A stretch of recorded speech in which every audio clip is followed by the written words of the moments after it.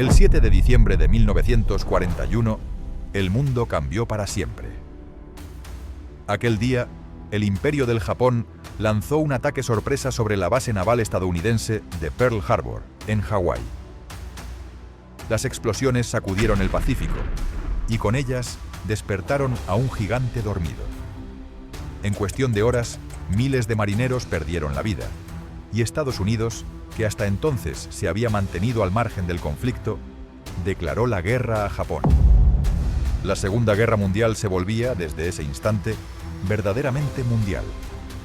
Solo unos meses después, en abril de 1942, el ejército imperial japonés alcanzó una de sus mayores victorias estratégicas, la ocupación de Filipinas. Las tropas estadounidenses, desbordadas y mal abastecidas, fueron forzadas a retirarse o rendirse. Para Japón era un triunfo que reforzaba su imagen de invencibilidad en Asia.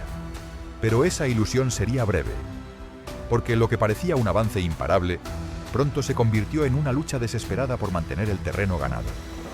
En 1944, la marea comenzó a cambiar.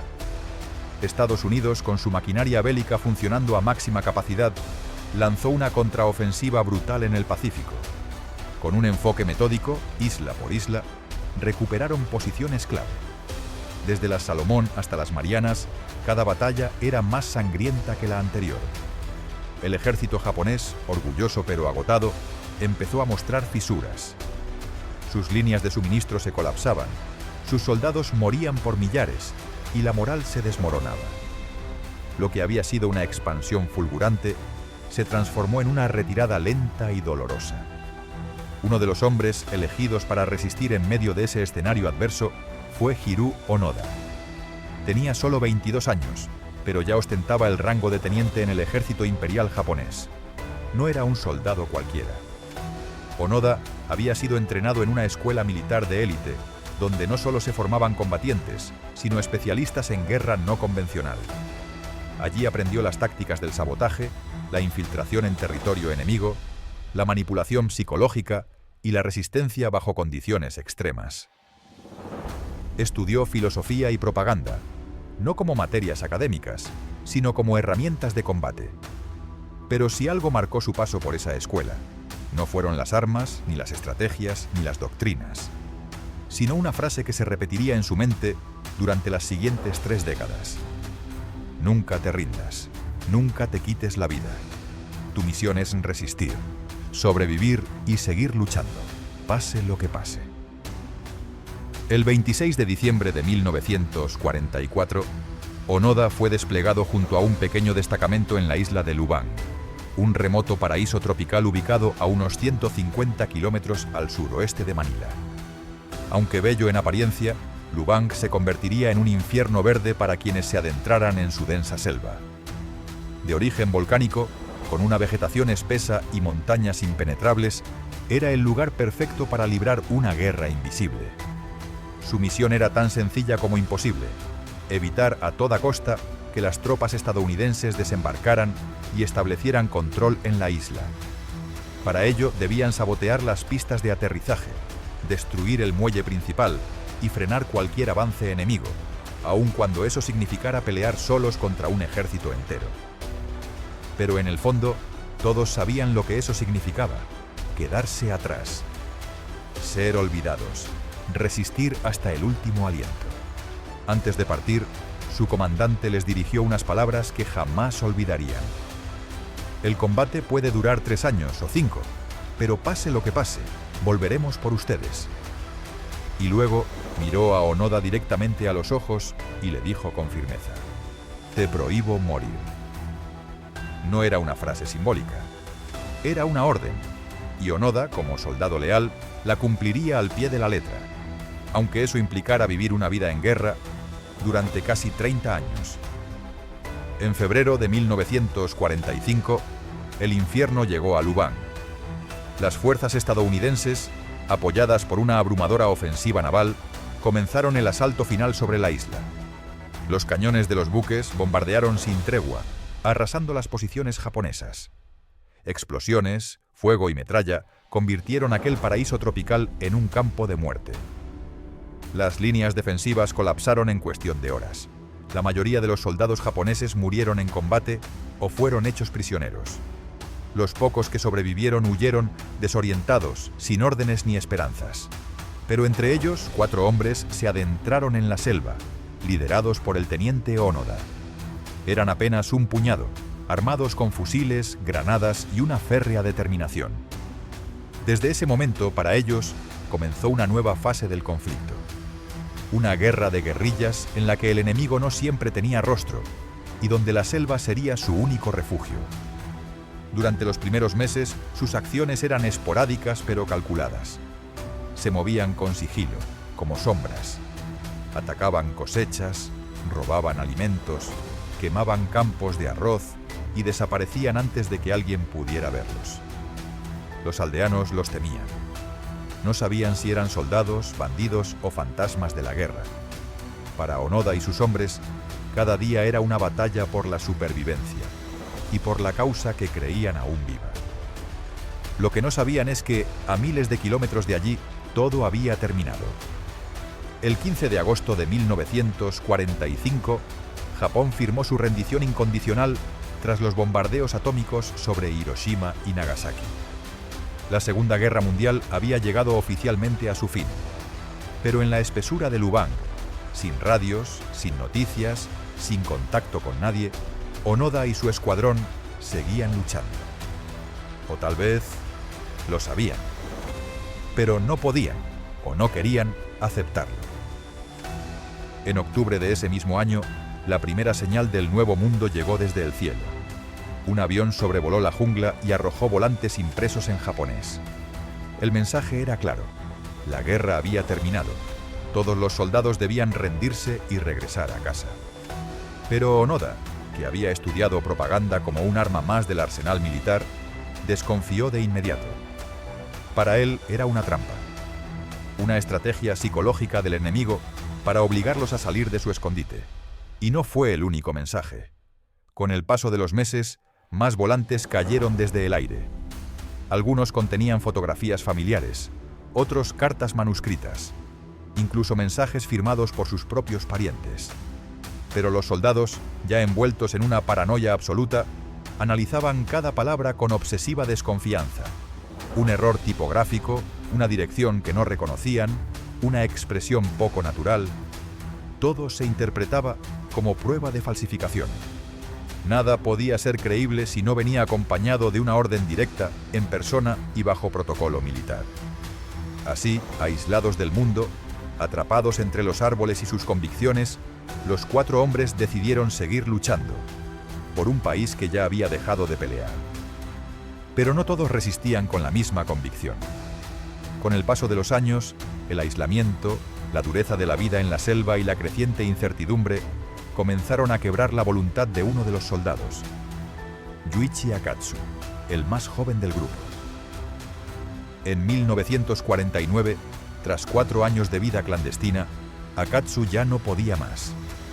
Dudaba de todo. Dudaba de sus órdenes, dudaba del enemigo y dudaba incluso de su comandante, Onoda. Una noche, sin previo aviso, decidió abandonar el campamento. Se internó solo en la espesura, con apenas lo necesario para sobrevivir. Fue una decisión desesperada. Pasaron 6 meses, y entonces llegó la noticia. Akatsu se había rendido. Había salido de la selva y entregado sus armas a las autoridades filipinas. Estaba vivo. Pero Onoda y sus 2 compañeros no lo creyeron. Asumieron lo peor. Para ellos, Akatsu había sido capturado, torturado y probablemente ejecutado. Su desaparición no era un acto de libertad, sino una amenaza, una grieta en la seguridad del grupo. Quizás había revelado sus posiciones, sus tácticas, sus escondites. No podían correr el riesgo. Redoblaron sus precauciones, abandonaron su refugio y comenzaron a moverse constantemente. Cambiaban de campamento cada pocos días. Dormían en lo alto de los árboles o bajo cavidades ocultas entre raíces. Evitaban el contacto humano a toda costa. Ni una palabra, ni una señal. Nadie debía saber que seguían allí. Para los habitantes de Lubang, los rumores comenzaron a crecer. Decían que quedaban soldados japoneses escondidos, pero ya no los veían como humanos, sino como espectros, como leyendas vivas. Robaban ganado en la oscuridad, encendían fogatas entre la niebla y de vez en cuando alguien escuchaba disparos en lo profundo de la selva. Era como si la guerra no hubiera terminado, como si en un rincón remoto del mundo la historia se negara a avanzar. En 1953, esa tensión alcanzó un punto crítico. Durante un enfrentamiento con pescadores locales, el cabo Shoichi Shimada fue alcanzado por una bala. Gravemente herido, logró sobrevivir gracias a los cuidados de Onoda, que improvisó un tratamiento con hojas, barro y técnicas rudimentarias. Pero la selva no perdona. Un año más tarde, en 1954, Shimada fue abatido durante un tiroteo con la policía filipina. Murió entre los árboles, fiel a su juramento. Con su muerte, solo quedaban dos: el teniente Hiroo Onoda y el soldado Kinshichi Kozuka. Y así siguieron. Dos hombres perdidos en el tiempo, resistiendo en una guerra que para el resto del mundo ya era historia. Durante casi 20 años más, vivieron como fantasmas. Construían refugios con ramas, techos con hojas, camas con paja seca. Cazaban pájaros, ranas, insectos, robaban reses de noche, desollaban la carne con cuchillos afilados con piedra volcánica y cocinaban durante días para hacer reservas. Su plato más común: bananas verdes hervidas con cáscara y leche de coco. No por sabor, sino por necesidad. No podían desperdiciar nada. La higiene también era parte de su disciplina militar. Lavaban su ropa con agua de río, usaban hojas de palma como papel higiénico, examinaban sus heces cada mañana para ajustar su dieta. Cada gesto era parte de un ritual de supervivencia. Pero si algo cuidaban con más celo que su salud, eran sus armas. Los rifles eran sagrados. Onoda los limpiaba a diario, desmontaba cada pieza con manos expertas, engrasaba los mecanismos con aceite de coco. Las balas eran contadas una por una. Jamás disparaban sin necesidad. Cada cartucho era una moneda de vida o muerte. En la jungla, sus fusiles eran más que herramientas. Eran símbolos de un deber que aún no habían terminado. En octubre de 1972, la soledad llegó con una violencia inesperada. Onoda y Kozuka, como tantas otras veces, habían salido de noche para llevar a cabo una operación de sabotaje. Esa vez decidieron incendiar un arrozal, convencidos de que seguir afectando los recursos del enemigo era parte vital de su misión. Pero los tiempos habían cambiado. Las autoridades filipinas, cansadas de décadas de rumores y tragedias, estaban más atentas que nunca. Un destacamento de la policía local estaba patrullando la zona. Cuando vieron las llamas en el campo, reaccionaron de inmediato. Se produjo un breve tiroteo. Una ráfaga. Y Kozuka cayó al suelo. Onoda corrió hacia él, pero ya era tarde. Su compañero, su última conexión con el mundo que había conocido en 1944, yacía inmóvil entre las plantas en llamas. Lo había acompañado durante casi 3 décadas. Juntos habían resistido la selva, la soledad, el hambre y la incertidumbre. Ahora, Onoda estaba solo. Solo contra el mundo. Solo en una guerra que ya nadie peleaba. Habían pasado 28 años desde que había pisado Lubang. 28 años sobreviviendo con disciplina militar, sin rendirse, sin dudar. La muerte de Kozuka no fue solo la pérdida de un amigo, fue un golpe a su propósito, a su propia existencia. Pero aún así, Onoda no se rindió. Continuó su rutina diaria. Limpiar su rifle, revisar sus trampas, observar los caminos desde la espesura. Su uniforme era ya un conjunto de harapos, pero su fusil Type 99 Arisaka brillaba como el primer día. La misión seguía en pie. Él seguía siendo un soldado del emperador. Fue entonces cuando ocurrió algo que nadie esperaba. Desde Japón, un joven peculiar decidió intervenir. Norio Suzuki, de 24 años, era un espíritu libre, un nómada sin patria fija. Había recorrido Asia y África haciendo autostop, durmiendo en templos, en playas, en trenes. Era excéntrico, curioso, y estaba obsesionado con las historias perdidas del mundo. Había oído hablar del soldado fantasma de Lubang y, como si se tratara de un cuento épico, decidió encontrarlo. «Voy en busca de 3 cosas», le dijo a un amigo antes de partir. «Al teniente Onoda, a un panda y al abominable hombre de las nieves, en ese orden». El 16 de febrero de 1974, Suzuki llegó a Lubang. Llevaba una mochila, un mapa y una idea romántica de lo que significaba hallar a un héroe perdido. No tenía apoyo del gobierno japonés, ni conexión con los militares, solo una voluntad férrea de encontrar lo imposible. 4 días después, lo logró. En lo profundo de la jungla, tras gritar su nombre repetidamente, encontró a Hiroo Onoda. Lo que ocurrió en ese primer encuentro es casi mítico. Suzuki apareció con sandalias, pantalones cortos y unos gruesos calcetines de lana. Ese simple detalle llamó la atención de Onoda. Ningún isleño local se vestiría así. Además, hablaba un japonés educado, antiguo, lleno de fórmulas de cortesía que ya nadie usaba. Aquel joven no parecía un enemigo, y sobre todo estaba solo.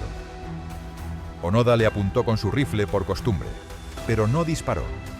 Suzuki, temblando de pies a cabeza, le hizo una reverencia y pronunció su nombre completo. Fue suficiente para iniciar una conversación.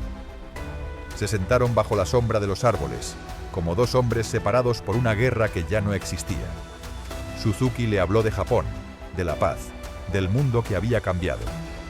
Le dijo que la guerra había terminado en 1945, que habían pasado casi 3 décadas, que ya no había enemigo, pero Onoda no se dejó convencer. «Lo siento», dijo con calma. «Solo aceptaré órdenes directas de mi comandante superior. Esa fue mi instrucción, y no ha cambiado». Suzuki, sin perder la compostura, prometió regresar. Le pidió permiso para tomarle una fotografía. Onoda accedió. Se despidieron con respeto y el joven partió. Regresó a Japón, decidido a cumplir su promesa.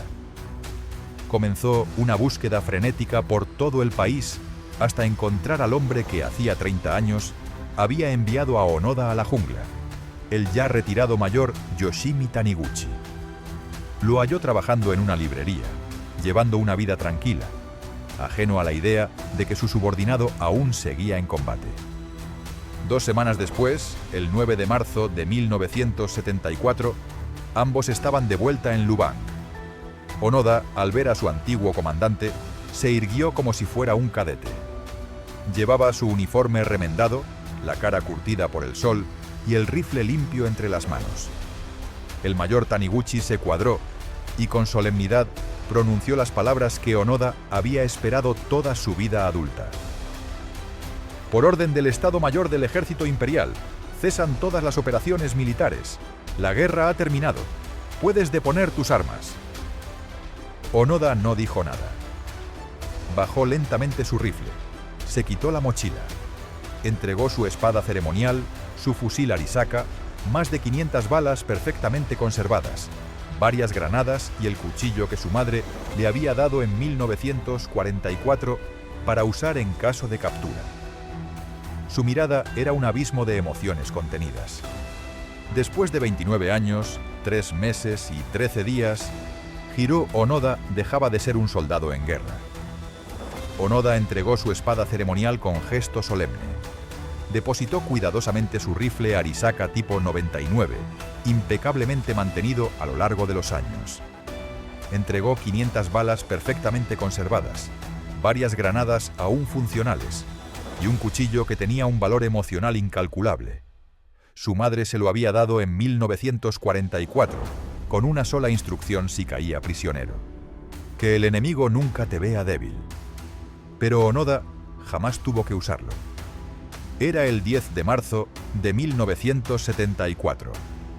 Con esa entrega se cerraba una de las historias más insólitas de la Segunda Guerra Mundial. Hiro Onoda se había rendido oficialmente. No por derrota, no por cansancio, sino por lealtad cumplida. Habían pasado 29 años desde el final de la guerra. Él no había cambiado. Pero el mundo, sí. Cuando regresó a Japón, lo hizo en medio de una expectación nacional. En el aeropuerto de Tokio lo esperaban más de 8.000 personas, entre periodistas, curiosos y compatriotas que lo veían como un símbolo viviente del viejo espíritu japonés. Su imagen apareció en todas las portadas, su nombre en todas las emisoras. La televisión transmitió en vivo su reencuentro con su familia, a la que no había visto desde que tenía 22 años. Era oficialmente una leyenda, pero no se sentía como tal. Desde el primer día, Onoda percibió una desconexión profunda con el país que lo aclamaba. Japón ya no era el mismo. Era un país industrializado, moderno, repleto de rascacielos, centros comerciales, luces de neón. Un país volcado al consumo, al confort, a la competencia individual. Había autos por todas partes, jóvenes con ropa occidental, calles llenas de anuncios. Pero lo que más le dolía no eran los cambios exteriores. Era la pérdida de algo más íntimo. El honor, la austeridad, la dignidad, el sentido del deber que él había vivido como una religión. Lo que para muchos era progreso, para él era decadencia. Se le ofrecieron cargos políticos. Se organizó una colecta pública para apoyarlo económicamente. El gobierno le ofreció una compensación por sus años de servicio. Pero Onoda rechazó todo. No quería dinero, no quería fama, no quería cargos. Su guerra no había sido por reconocimiento, sino por convicción. Por eso donó todas las contribuciones a organizaciones benéficas. Incapaz de adaptarse a la vida moderna japonesa, tomó una decisión inesperada. Se exilió voluntariamente en Brasil. Se instaló en una colonia de inmigrantes japoneses y trabajó como agricultor. Llevó una vida sencilla, casi monástica. Cultivaba la tierra con sus propias manos. Vivía lejos del ruido, del consumismo, del mundo moderno que nunca sintió como suyo. Pero los fantasmas del mundo no desaparecen con el exilio. Un día, ya en la década de 1980, leyó en un periódico la historia de un joven japonés que había asesinado a toda su familia. Fue como una puñalada en el alma. ¿Cómo era posible que en su país, donde el respeto a la familia era sagrado, alguien cometiera un acto tan atroz? ¿Qué había pasado con la disciplina, con el sentido del deber, con la autodisciplina que él había sostenido durante décadas como un escudo? Aquella noticia cambió su destino. Sintió que ya no podía quedarse al margen, que debía hacer algo, que aún tenía una misión. Regresó a Japón. Esta vez no como soldado, sino como maestro. Fundó la Escuela de Naturaleza Onoda, un centro donde enseñaba a niños y adolescentes lo que él consideraba las virtudes esenciales para una vida plena: disciplina, autocontrol, respeto, lealtad y coraje. Les enseñaba también técnicas de supervivencia, cómo encender fuego sin fósforos, cómo orientarse en el bosque, cómo encontrar alimento y agua. Pero sobre todo les hablaba del espíritu, de resistir cuando todo parece perdido, de ser fiel a uno mismo incluso en la oscuridad. Para Onoda no se trataba solo de enseñar a sobrevivir, se trataba de enseñar a vivir con sentido. Hiro Onoda falleció el 16 de enero de 2014, a los 91 años. Murió en paz en un hospital de Tokio, rodeado de los suyos. Su partida no fue una gran noticia internacional, pero en Japón y en muchos rincones del mundo, su historia volvió a ser recordada. Había vivido más de 9 décadas, pero su alma seguía anclada en una selva remota del Pacífico, entre ramas, rifles y juramentos. Su vida inspiró libros, documentales, novelas e incluso películas. En 2021, el cineasta francés Arthur Harari dirigió Onoda, 10.000 noches en la jungla, una cinta que retrata su odisea como una tragedia humana. El director alemán Werner Herzog también escribió una novela basada en su historia, The Twilight World. Y es que la figura de Onoda trasciende lo militar. es el retrato de una convicción llevada al extremo, de una lealtad absoluta, de un conflicto entre el deber y la realidad. Pero más allá del mito, quedó una pregunta esencial. ¿Por qué siguió luchando durante tanto tiempo? Quizás la respuesta esté en la frase de Nietzsche: quien tiene un porqué para vivir, puede soportar casi cualquier cómo. Y Onoda tenía un porqué. Su porqué era cumplir su misión, obedecer las órdenes de su comandante, resistir por el bien de su patria. Ese sentido lo mantuvo con vida mientras el mundo cambiaba sin él. No importaba si el tiempo pasaba, si los gobiernos caían, si las ciudades se reconstruían o si la tecnología transformaba la sociedad. Mientras su propósito estuviera intacto, él también lo estaría. Hoy, su historia puede parecer incomprensible, hasta absurda. Pero en esa aparente locura hay una enseñanza profunda. Porque en el fondo, no son los lujos, ni la fama, ni el confort lo que nos sostiene. Lo que realmente nos mantiene en pie es la certeza de que nuestra vida tiene un propósito, un sentido. Y esa, tal vez, fue la lección más poderosa que nos dejó Hiro Onoda. Que cuando el mundo se desmorona, el único refugio real está en el significado que damos a lo que hacemos. Una vida con propósito, por difícil que sea, siempre será más soportable que una existencia vacía. Y en ese sentido, Onoda no fue solo un soldado, fue un espejo, una advertencia, un recordatorio de que todos, en algún momento, necesitamos saber para qué estamos peleando.